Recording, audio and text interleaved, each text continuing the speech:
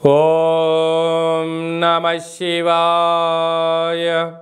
ఓం నమో నారాయణాయ. ఓం శ్రీ నరదృష్టి నివారణ కాల భైరవాయ నమో నమః. ఓం సూర్య అరిష్టేతు సంప్రాప్తే సూర్య పూజాంచ కారయేత్. సూర్య ధ్యానం ప్రవక్ష్యామి ఆత్మదోషపీడోప ఉపశాంతయే. హరి ఓం.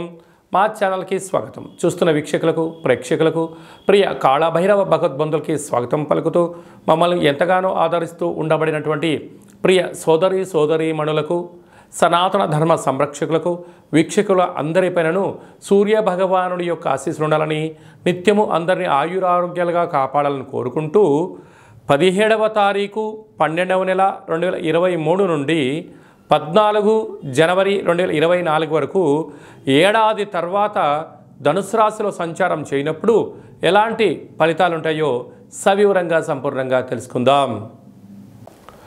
మీనరాశి వారికి రవి భగవానుడు ధనుసు రాశిలో ఏడాది తర్వాత రాజ్యస్థానంలో సంచారం చేయనప్పుడు ఎలాంటి ఫలితాలు ఉంటాయో సవివరంగా సంపూర్ణంగా తెలుసుకుందాం.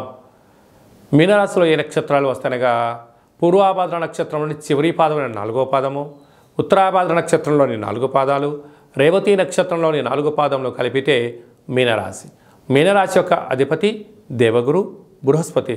వీరికి విశేషంగా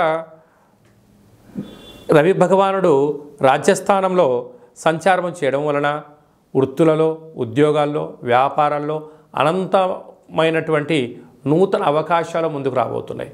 కనుక గతంలో చేసినటువంటి కంపెనీలోనైనా రాబోయే కాలంలో అనేక మార్పులు రాబోతున్నాయి. గృహ మార్పు, ఉద్యోగ మార్పు, స్థల మార్పులలో మీ యొక్క పదవిలలో కీలకమైన బాధ్యతలు స్వీకరించబోతున్నారు. కనుక ఇలాంటి కాల సమయంలో ఓర్పు, నేర్పు, గౌరవాన్ని ఇవ్వడం, గౌరవాన్ని పుచ్చుకోవడం, అనేక రంగాలలో మీరు సన్మార్గంగా ఉండే ప్రయత్నం చేయగలిగినట్లే ఎనలేనటువంటి కీర్తి ప్రతిష్టలు మీ సొంతమవుతాయి. ఒకవైపు ఎననాడిసని ప్రారంభంలో ఉండినను అద్భుతమైన ఐశ్వర్యానికి, ఆనందానికి, ఆరోగ్యకరమైన జీవితానికి మీనరాశి జాతకులు స్వాగతం పలకబోతున్నారని చెప్పడంలో ఏమాత్రమే సందేహం లేదు.